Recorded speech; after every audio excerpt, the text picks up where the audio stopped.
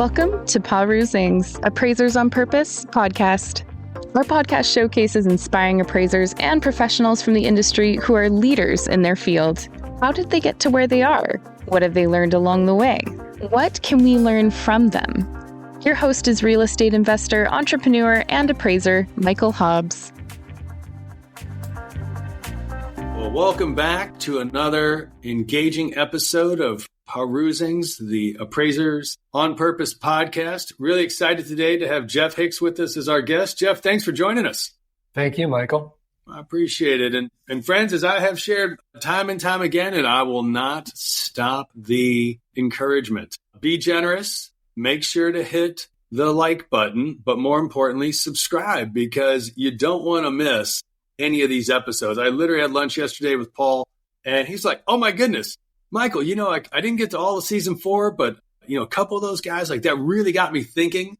And I have no doubt in the same vein, you too will have some ideas, maybe some opportunities that show up when you hear about Jeff's journey in and around the profession. So make sure to add those to the comment sections. With that, we're going to jump in. Jeff, everybody wants to know, were you born this way, or how did you get into the valuation and appraisal profession? I think like a lot of people, totally random. Random? Very random. Like actually it was a dartboard. That's how I got into appraising. That's so impressive. Literally a physical dartboard. So back in the day, I went to Florida State. Yep. And that was the Barry Diskin era, late 1980s. Wow. Prince was going on. That was my drive.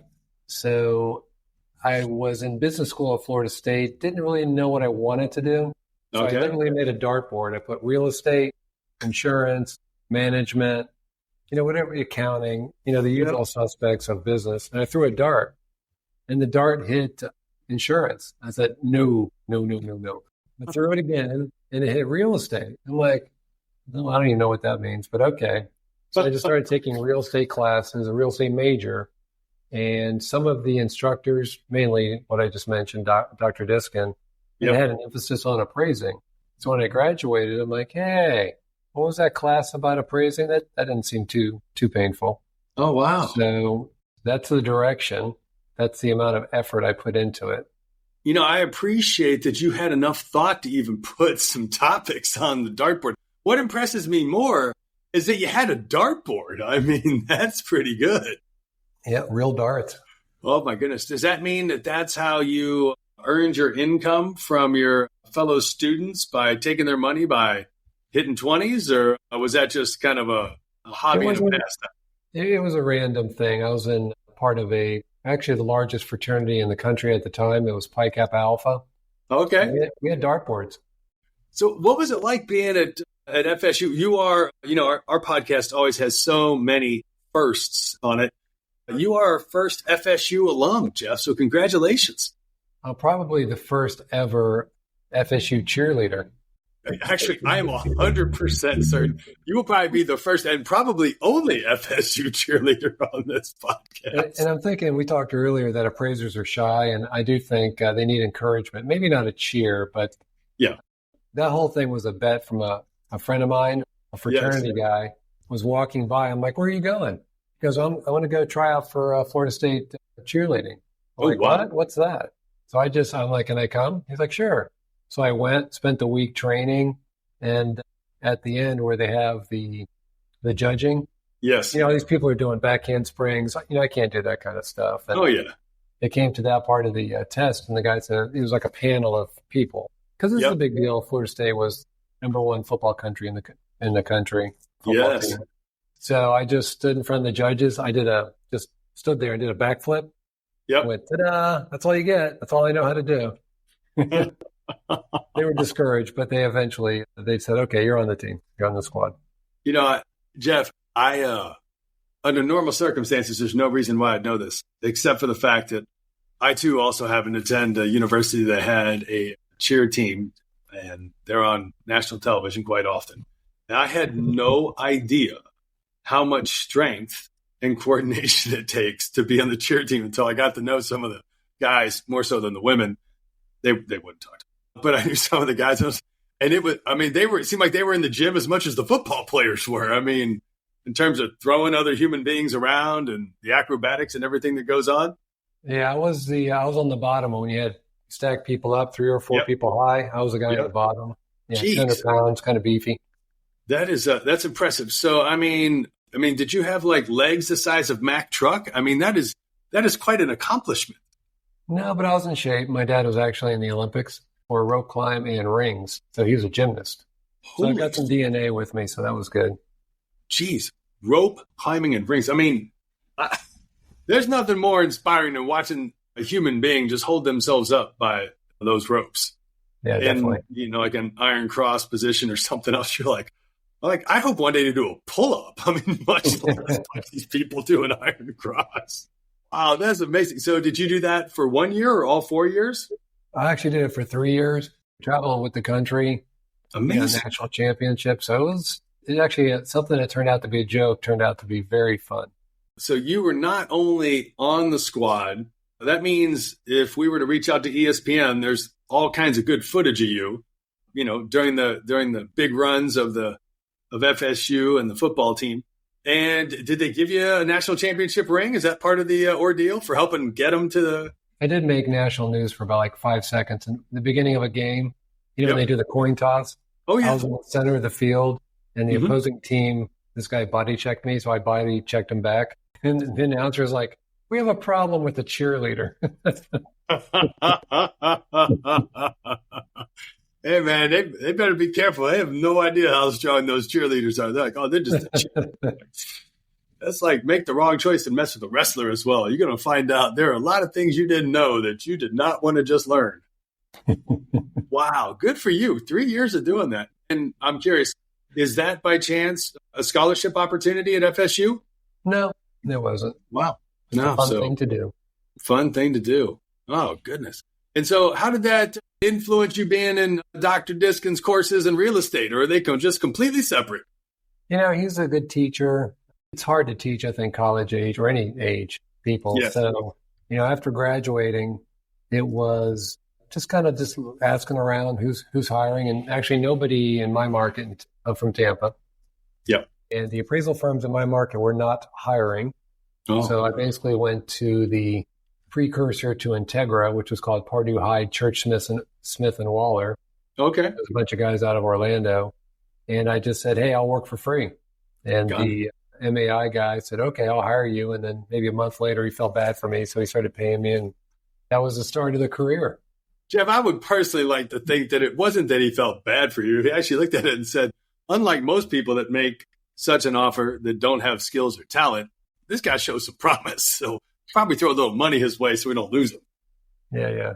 Hard to tell. Hard to tell. So you recognized you had some education, some study, some desire to pursue, in this case, real estate appraisal. You're not finding activity in your home market of Tampa. You talked to an Orlando-based firm, and you say, I'll work for free. What was it like when you first started out there?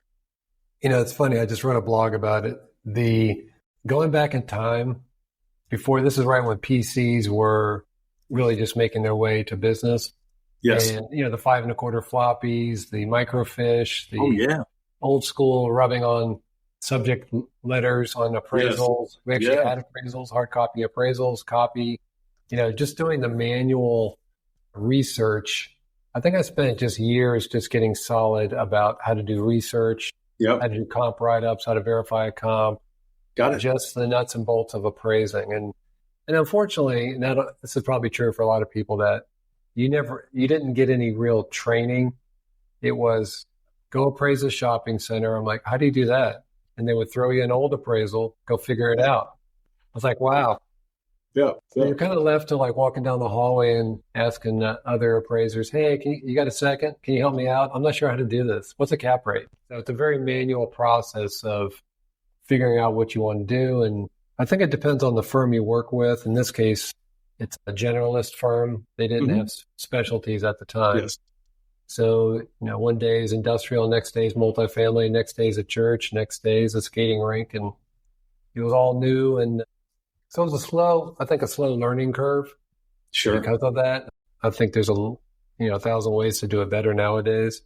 But it's a very manual process to to get up and going. I think in the first couple of years, you're just doing the basics. In 3 years, you're so-so. In 5 years, you're not so bad. In 7 years, you're actually pretty good. So it's unfortunately, a slow slog, I think, to get good. I think that sounds a lot like many other professions that, you go to graduate school for. This just happens to be one of those professions where you don't actually go to graduate school for it. But nonetheless, you still got to put the time in if you really want to get to a level of being distinguished and truly capable, as opposed to just, getting work done. Yeah, especially on the commercial side, it's, I really do think that, and again, I don't have any residential experience, so I'm only going to speak of commercial. When it comes to CRE, I do think appraisers are the smartest people in the room because there's so much knowledge. Yeah. And it's interesting. Recently, I was at some expert panel and they're asking some questions and I'm just doing the normal appraiser answers. We ask the like questions. We have lots of details that we study the details. And the guy afterwards is like, wow, that was really good. I learned a lot of stuff. I was like, nice. He goes, yeah, I've never talked to an appraiser before. You guys have kind of never talked to an appraiser before? Well, not so much never, but it's like you guys disappeared. You used to be on panels. You'd have like a legal person, you'd have a finance, a broker, an appraiser. Yeah. It's like you guys kind of went off the map. That's well, first of all, nice compliment to receive that they thought you offered information and enlightenment that was not only suitable, but desirable. And second, thanks for being on a panel. I mean, I joke with people all the time. My wife knows this. She laughs, Jeff. I'm sure you've never had this experience. But my wife will be like, what are you doing? And I'll be slowing down the car because someone will be standing there. I'm like, dude, that person's an appraiser. She goes, no, what do you mean? I'm like, look at them. Like, they dress like an appraiser. Like they're standing in the middle of the street taking a photo. Who else is doing that? So I'll stop and actually say hello. But I mean, to your point, sadly, I joke with people all the time that appraisers are like groundhogs. Like they don't come out of their hole very often. And when they pop up, it's hard to find them because there aren't many of them. Yep, absolutely. Oh, but, they definitely are the smartest people in the room when it comes to real estate.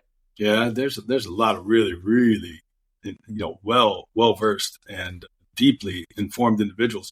So you start with this Orlando-based firm. Did you stay in Orlando for a long period of time, or how did that work out for you, moving from being unpaid to paid? Actually, they had a Tampa office, so I stayed in Tampa. Oh, okay. Yep, stayed in Tampa. It just, again, went through just kind of trying to figure it out, how to do it. And I think early on is when, at that firm, I was excited to play with the technology, start using PCs, Excel, yada, yada. So that was the start of me getting into technology, is just gravitated towards it. Actually, I liked it more than appraising, but to do it together, it was really more of a productive thing to do. I'm going to guess by your reference, the one that you didn't mention in there was Lotus 123. I was going to, but my brain skipped over to Excel. Actually, if you want to get really granular, it's Multiplan, Lotus 123, Quattro Pro, Excel. Quattro Pro, man, we're breaking out the weight machine now. Yeah. Holy cow. Young people, you can Google that if you're not sure what that is. You can get a little screenshot of what those powerful programs were back in the day. Yeah. Young people don't know what microfiche is. They don't know that you go to the county and look at these gigantic aerial books the size of a refrigerator. So I think it's a great point that sometimes is easily overlooked with some municipalities that have really embraced technology and provide a lot of great resources online. And then there's the other ones that, technology for them is that they have a phone and they answer it. And they're like, oh, you can send your request over via fax. I'm like, via what?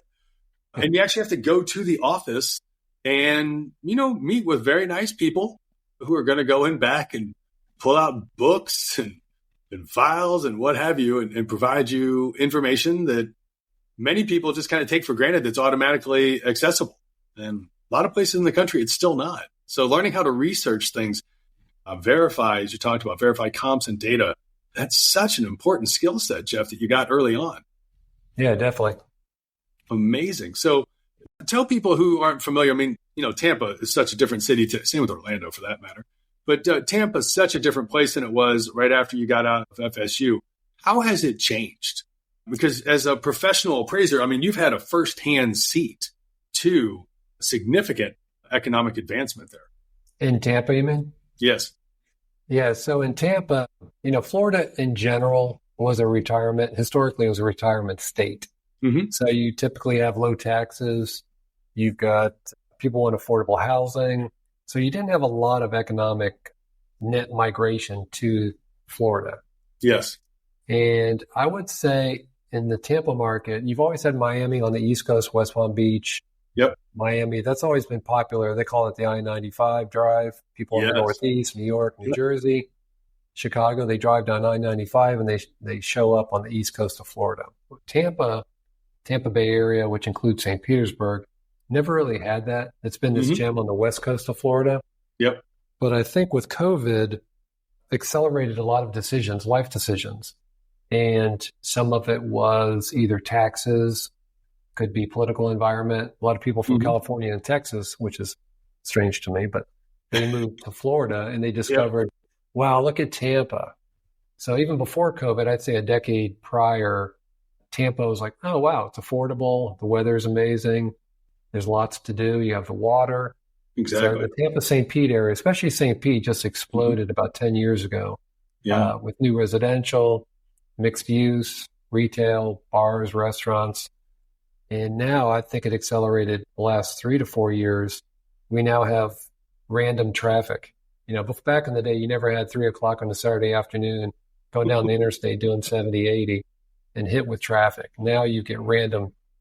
I mean, it's not LA or anything, but you can definitely see the net inbound. I think it's 1,000 families a week or some crazy number. Wow. That's a lot. So Tampa Bay and area is really hitting on all cylinders. And you can see it in the valuation side. It's not impacted like other areas of the county valuation-wise. But, Tampa's, it's a great place to be, and it's great. As a valuation professional, I'm making an assumption, but I don't think I'm too far off that from back in the day until more recently, you were still involved in appraising of real estate. So in commercial real estate specifically. So did you tend to stay in the same types of assets, or did you diversify as, the Tampa and St. Pete's area grew and took on significant more investment? I was a generalist in the Tampa Bay region. I'd say an 8-county area, and I would do pretty much anything you can think of. I wouldn't do typically C-stores or nursing homes, really specialty stuff. But the Tampa Bay area, whatever it would be, that's what I would do. Yeah. It's always interesting how it's easier standing at a certain point and looking back and you kind of connect the dots. But as you talked about going back to maybe a dorm room, throwing darts at a dartboard, you have no idea how to connect the next dot because you don't even know what's coming at you. How long did you stay with that firm that you first started with? And then what was your next opportunity? I was with them a few years. I tried brokerage and kind of failed at that. I didn't understand how to do sales, which I do now. Yeah. So I went back into appraising and I worked for a firm called Pearson Doring, which the Doring is my wife, which I believe you interviewed as well. We have had the privilege of having Brendan on here. That's definitely the case. Yeah. So back in the day, she was my boss. My wife. Fantastic. Now, we could have a whole conversation on how to date your boss. I mean, that just doesn't come up in most conversations. It doesn't come up, but it was the 80s and it was okay. Yeah, it was different back then.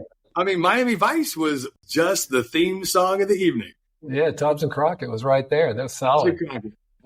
Tubbs and Crockett. I worked there for a while. We started dating. In the end, her partner didn't like, not that we were dating. I think it had more to do with, Brenda was working 80 hours and then she was working maybe 50 hours a week because she was happy with me.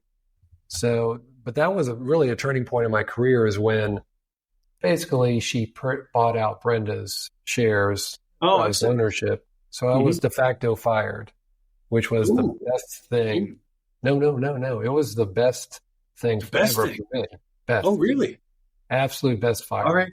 Okay. I didn't understand it at the time, but she forced me to be an entrepreneur, just kind of kicked me to the curb in a good way. It was exciting because on Friday, it's like, oh, wow, I've never lost my job. By Saturday, it's like, you want to start a company. by Sunday, we hired our first employee, and by Monday, we had office space. We were looking for office space by Monday. That is impressive. Talk about light speed advancement. Yeah. So you got to do what you got to do when you don't. But that click, that entrepreneurial click, was really foundational for me. And then you go to the other side where it's like now you have to find employees, hire appraisers, hire researchers, review other appraisers. So really kicked off that journey. That's what we created the Doreen Group about 30 years ago, using her maiden name. It's been almost 30 years. Yes, sir. Oh, congratulations. Only because I know a little bit of the inside story, I'm going to ask a slightly different question because I think a number of people face this challenge. And that was, you had an opportunity to continue working at an established firm that was of high regard in a market. And the opportunity came up for you to leave and go work for a known firm, but maybe not as well known. What went through your mind as you considered making that significant change? Because a lot of people wouldn't make the trade, but you did. You mean, why did I not go back to an existing firm, and why did I start off on my own? No. Like when you went to Pearson Doring, you were working for a well-established firm in the marketplace. And some people would say you went to work for an upstart.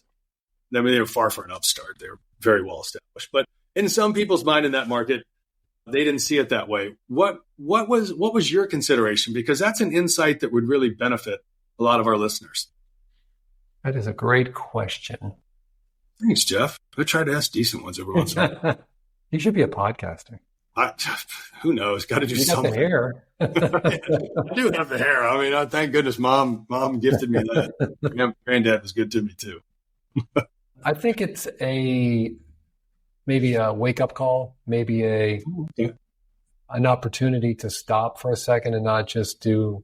I didn't view it as safe or unsafe. I mean, I guess maybe subconsciously, my dad had his own company, had an advertising firm. Oh, he did. So maybe that was in my DNA without being aware of it. 80% of all businesses fail within 5 years, according to the U.S. Census Bureau. With so many roles and responsibilities that must be managed and have nothing to do with appraisal reports, is it any surprise that it's hard to keep up, much less having a sense of peace, stability, and profitability that comes from growing your business? Given all of this, you might already be thinking about exiting your business one day. Don't miss the limited opportunity to work with Michael, a real estate expert and professional coach. He has worked with more than 300 owners and entrepreneurs to find their highest and best use by solving problems that reach their most important goals. Compress decades of learning into days by working with Michael. Michael is famous in real estate and business coaching. With his help, you can accelerate your growth, increase your quality of life, and earn more money, all while ultimately doing less. Michael helps you not just grow your business, but also find new purpose in it and in your life. If you're ready to take control instead of being controlled, contact him on LinkedIn or email him at michaelh@paru.com. But I think the opportunity is more like a spark, like a change, something that wakes you up, like a splash of water in the face going, ooh, oh, here's an opportunity here, especially with somebody. You can work together with somebody, a partner, in this case, my soon-to-be wife. Yeah. That makes it exciting because you go from somebody else's stuff to your own stuff. So mentally, having your own company, it's funny, we first started off, I'd have some relatives going, oh, you work so much. You're always talking about business. I was like, no, this is fun. Business is our sport. So I don't watch any sports whatsoever, maybe MMA or something. But other than that, when we talk business, it's not heavy. It's not like, oh, businessy and it's work. It's fun. It's entrepreneurial stuff. That's such a good point that you make. That it doesn't fit for most people, but for some people it does. I mean, were you looking for a new opportunity, or did you get kind of headhunted away to leave a more established firm to join a smaller firm, back in the day? Well, no, it was Brent and I starting our own firm. So I'm referring back to when you became an employee before the transition, the unexpected termination happened. Going back to Pearson. Right. Yeah. Were you recruited there, or how did you come across the opportunity? You know what? I don't even recall. I do remember the interview, which Brenda gave you some details on. Yeah, but for those that didn't, those that haven't listened to that, because sometimes not everyone hears all the podcasts. That's why you need to hit the subscribe button. How did that interview go, Jeff? You should hit the subscribe button. So again, in my 20s, I have no filters. Yep. Right now, I have some, but so in my 20s, I was interviewing with her and her partner. Mm-hmm. And again, when I first had the interview, it was the two women, and I did find Brenda attractive back then. So in the interview, I'm trying to not look at her, smart look at the sun, kind of thing. Yeah. So in the interview, just being Jeff, I'm just asking questions, and they said, "Okay, mm-hmm. Well, why don't you go out into the market and learn about us? We learned a little bit about you, but let's do a second interview. This first interview, nice to meet you, but we're going to go find out about you, and you need to go find out about us." Oh, okay. So I came back for a second interview, and I was like, "What's a second interview? That seems like a one." Yes. So they said, "Well, we found out about you. What did you find out about us?" And I said, "Well, I heard you guys are the two bitches on the north end of town." And they're like, and I could see them laughing and kind of kicking each other, and they were excited. I love it. And I'm like, a little confused. I mean, I know what I said I wasn't meant to be. Yeah, I mean, you were telling the truth. And they said, "Well, being honest, like this is literally what I heard when I went." What people told me, and they said, "Well, tell me more. Why did they say that?" It's like, well, I think the reason they said that is that your expectation of work quality is very high. You demand the very best appraisal work, and you don't put up with just shoddy appraisals, and which is quite a compliment. But it came off as a little left-handed Jeff style. Yep. I just don't have filters, but I got the job, so they must have liked it. That's fantastic. That. Congratulations. I'm glad once again they saw your talent and your willingness to put in the hard work. I think their take on it was, wow, he is so honest. Because let's face it, if you hire an appraiser and you don't trust them, they start making up stuff. Wow, the whole product is nothing but trust. Exactly. Yeah, so totally. I think they saw that as like, wow, he just says it like it is, and we like that. No, I definitely appreciate that. Did you continue the same kind of generalist approach towards valuation when you went from the larger firm to this high quality, newer firm? I mean, they weren't that new at that point, but the market still kind of considered them new. Yeah, I didn't have any mentors when it came to specialty, so I've been a generalist from day one. Got it. And then for people that don't know the Tampa area, it's got some size to it. Some people cover a whole state. Some people cover a county. You made reference a little earlier, kind of covering approximately 8 counties. Have you always stayed in the metro Tampa area, or is it you in Florida or you in the Southeast? Great question. I did travel, Jacksonville, Tallahassee, Miami, but more recently in Miami, when I was doing a lot of work down there, my Spanish wasn't bueno, so I had to give up on the Miami market. Yo sé, mi amigo, yo sé. I actually just got back from Mexico. I thought my Spanish improved, but okay. So I really just, after the travel, the fees, market expertise, I was like, let's just take a region. Let's take a Tampa Bay area, and let's really let's be a master of this area. Even as a generalist, you can still be really an expert in an area in different property types. And in those first decade or a little over that, was your time primarily solely as an appraiser, or were you more on an appraisal team, or were you more leading a team of junior people in terms of completing client assignments and meeting timely deadlines? No, I was a straight up appraiser. I didn't work in teams. They didn't have that team approach. Yeah. It was more of the old school, here's an appraisal, go do it. Yep. So really one-to-one is how I worked. And then as you went from firm to this newer firm and you already had a personal interest in technology, you actually liked computers, still meet some of them that just have trouble letting go of the clipboard.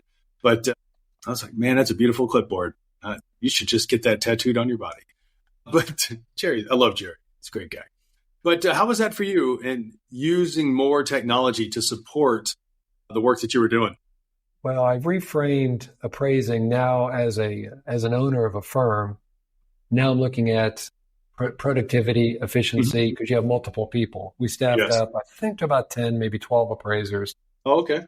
So you want to have good process and technology in place. So I really kind of cut my teeth on looking at how appraisals are created, right? Especially the old way, which here's an old appraisal, good luck. That doesn't work well. So just along the way, utilizing technology but from an efficiency standpoint. So anything that looked inefficient to me, I always look for a technology solution for it. When you mentioned you're one of the fewer individuals in the profession who've gone from working for a firm to actually growing, a respected firm as opposed to just being an individual out there handling assignments.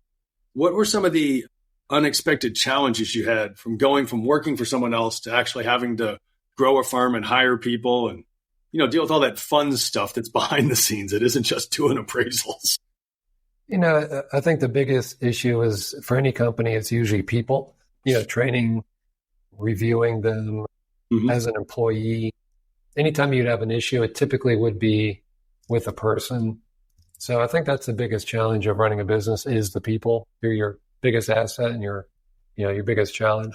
But pretty quickly, we purchased a database product called DataComp about 20 years ago. Yeah. And that pivoted our journey from just an appraisal company to a technology and appraisal company. And then we morphed into just a technology company with our company called Real Wired. So purchasing DataComp was a transitional mindset. I see. Where we used DataComp internally. We thought, this would be amazing. Why don't we sell this to appraisers? Yes.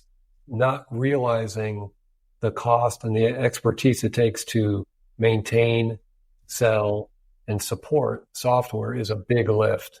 So that was our start of Real Wired. Our tech company was just like the dartboard, was by accident. Oh, was it really? Okay. Yeah, it was by accident. So throughout the years after we created DataComp, we had two separate companies, now Doring Ahern. So Real Wired, we created appraisal workflow, appraisal management product called UConnect, which was one of our bank clients asked us to do it. Say, hey, can you make a workflow product? We compete with this other product. We'd like to do our own thing. We got the IP rights to that. And that was the birth of UConnect, which really set our course from traditional appraisal firm. So entrepreneur, buy a software, sell the software, or market, sell, and then transition to now providing appraisal platform for chief appraisers and banks. So we've really accelerated in the past, 5, 7, 8 years with that product to where now we have Real Wired, as enterprise software, and we still have the appraisal firm that utilizes, we have DataComp, report writing, some workflow. We use that for R&D, just a small company over there with the big focus on Real Wired. Fascinating. So you've truly experienced the continuum from coming into the profession with no connection to it to learning your way around the profession with not much in the way of mentoring, aside from, go read this report on a previous asset that is remotely similar to the one you're looking at now, to going from a larger firm to a smaller firm and growing the firm, to starting your own firm, to then identifying the challenge that it is in growing it, and then providing solutions for clients actually opened up a whole new business that you probably never considered you'd be in. Yeah, definitely. The appraising gives you the CRE expert. Yes. It gives you the background so you can do UX, UI, designing software, because you know exactly what appraisers want. Yes. So it is a natural progression, totally by accident, but I think it came back if you're illustrating how appraisers get into the field, how they kind of morph is, as you do the journey, what do you love doing? And it always, for me, was always tech. That just brought forward to today. It's the same theme. It's just now on a larger scale.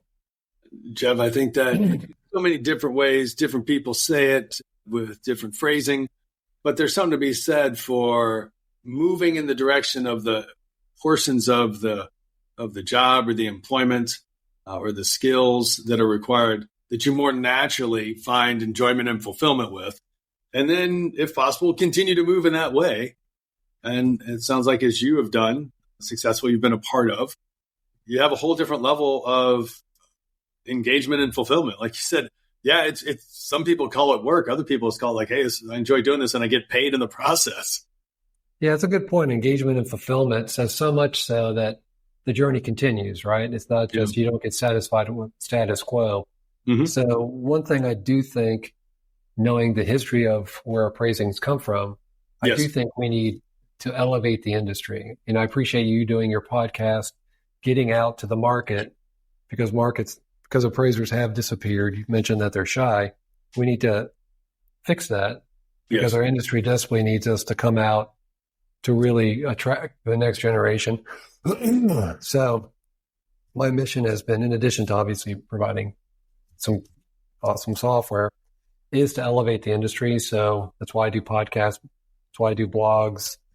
I created an organization called FIVA, Financial Institution Valuation Advisors. This is for chief appraisers, providing some excellent content, roundtables, speakers to elevate the industry. And then I see from both sides of the fence. Maybe I'm getting a little off topic for you, but sorry.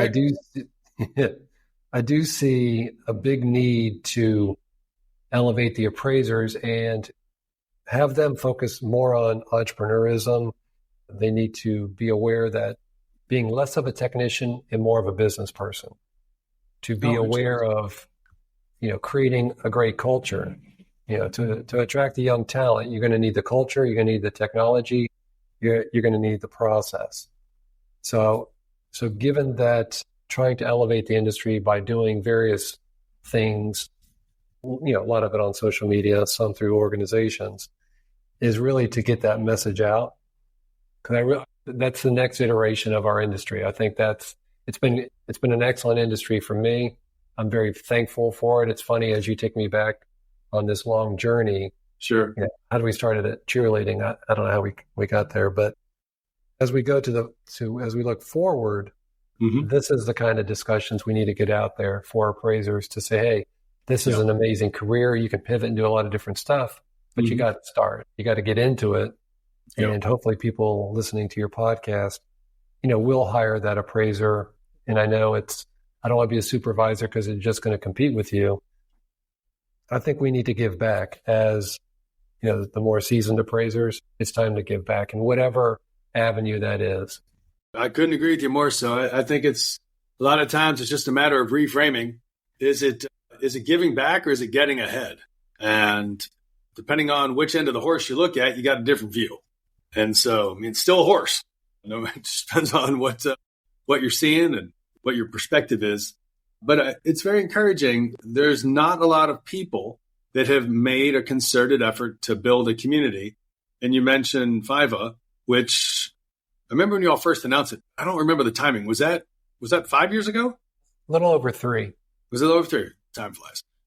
And, it's great to see that someone with an idea and some passion around it can go out and have an impact. And that's exactly what you're doing in your own way to bring awareness, recognition, and as importantly, community to a group of people that there's really not many of them when you look at how big the profession is and how many companies and lives that they impact directly and indirectly. But nonetheless, it's kind of a lonely job. As they say, it's lonely at the top. So I'm really encouraged by what you're doing there. What have you learned being around that community of chief appraisers? Because most people are never going to become a chief appraiser, even if they want to. There's just not that many positions. But small world. Like just the other day, someone sent me a request like, hey, could you post this chief appraiser role we're hiring for? I'm like, absolutely, happy to post it. But what have you learned along the way, Jeff? One thing, it's interesting mentioning that appraisers are technicians and less business people. Yes. And now I'm on the other side of the fence, having lots of discussions, lots of clients are chief appraisers. Yes. That fee appraisers call chief appraisers when they need work. And that's like the worst thing they can do. Exactly. If you're a chief appraiser, you're going to feel bad that you're not you can't keep everybody busy. Yeah. You might feel bad. You might be, you're not helping out the chief appraiser. So I think the relationship between the chief appraiser and the fee appraiser needs to improve dramatically. Yes. Primarily that the fee appraiser, if you talk to a typical commercial firm, I would say 40, 50, 60% of the revenue comes from bank work. Yes. Yet, I'm sure you've heard this when appraisers a little bit in disdain goes, "Oh, I do bank work." And they have a negative connotation to it. I'm like, it's 60% of your cash flow. Hello. I mean, do you sit there and smack your parents because they actually put food on the table for you? I mean, come on. It's like pick up the phone and go, "Hey, Mr. Chief or Mrs. Chief Appraiser, how can I help you? Are you on evals?" Most appraisers are like, "I don't like evals. I don't want to do them." Well, maybe your client wants you to do them. Call them. Don't ask them for work. Call your chief appraisers and go, "How can I help?" Yes. So I think that mind change really is what I've learned being on the chief appraiser side, and the stuff that they have to deal with is so much different. I'll say more, but so much different than a fee appraiser. They're dealing with, they have audits, they have ROVs, reconsiderations of values, they got appraisal bias, they've got policy, they've got plus all the regulation. I mean, that was one of the significant learnings from so many people in seasons 1 and 2, and we continue to have a higher proportion of chief appraisers in most of our seasons. It's like I got into like the stadium, like you go to watch a concert or something. It's one thing to be up in the upper ring. It's another to be down towards the field. It's another to be like within 8 rows of the stage. Like everyone is having a similar experience, but what's around you is different and influences everything.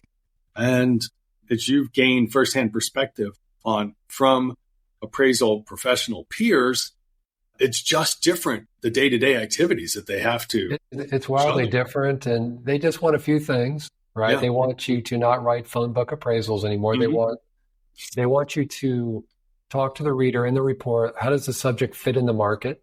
Yeah. They want you to read the engagement letter, so they don't have to kick it back with a review because you forgot insurable value. So they get a little frustrated. I did a poll one time with chief appraisers. I said, on average in the past 10 years, have commercial appraisals improved, declined, or stayed the same?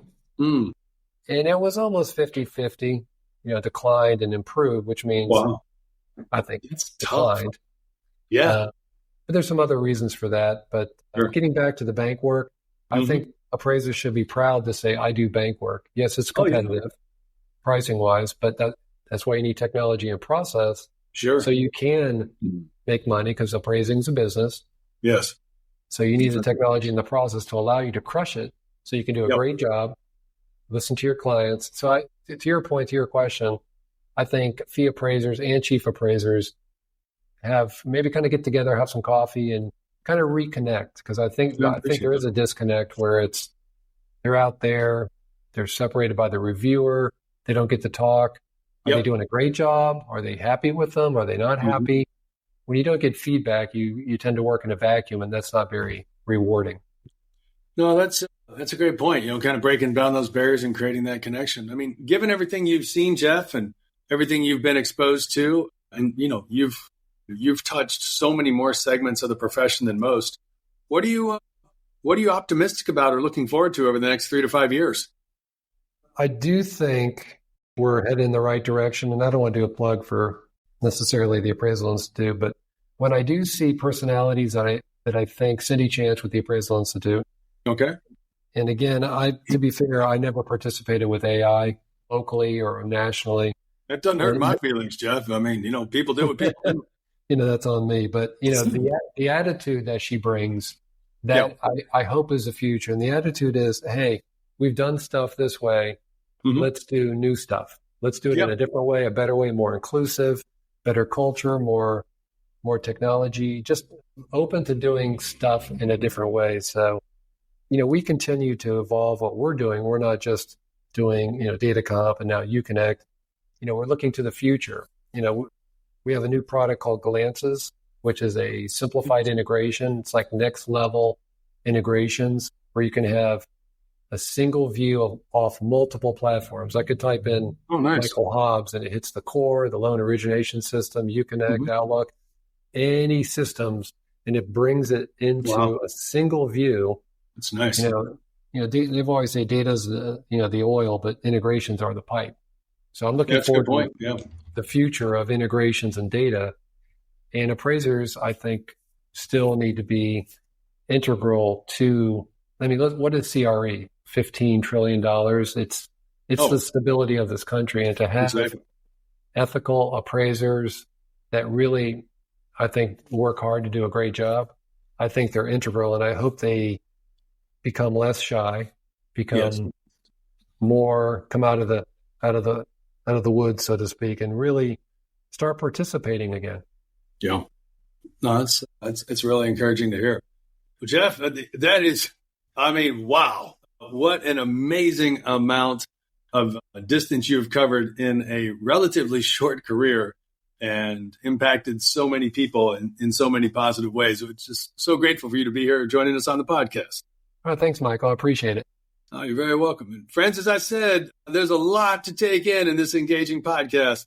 I know you've already liked the podcast. I know you have now subscribed. You've even gone now back and found Brenda's episode so you can hear the other side of the story, and which is a fun story as well.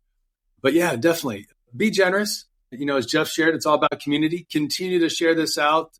What started with just literally one guest and a few people on, listening to episode 1 has turned into thousands upon thousands of people now. And yeah, it's all about how can we all come together, learn from each other, gain some perspective, gain some possibility, and as Jeff talked about, gain some impact. Thanks for adding to the comments and the posts in there. And until the next time, have a fantastic day. Thanks for listening to this week's episode of Appraisers, Appraisers on Purpose.